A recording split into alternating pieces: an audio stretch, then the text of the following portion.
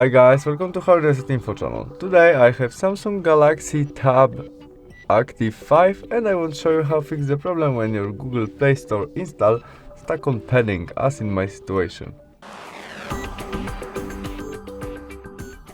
If you have the same problem as mine, you must cancel this install and go back to the main menu, where we swipe up the screen and navigate to the settings.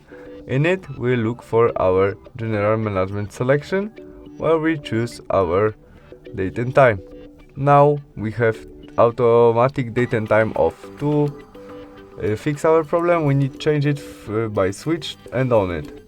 After that, we can go back to the main menu, do our Google Play Store, and we can install our application.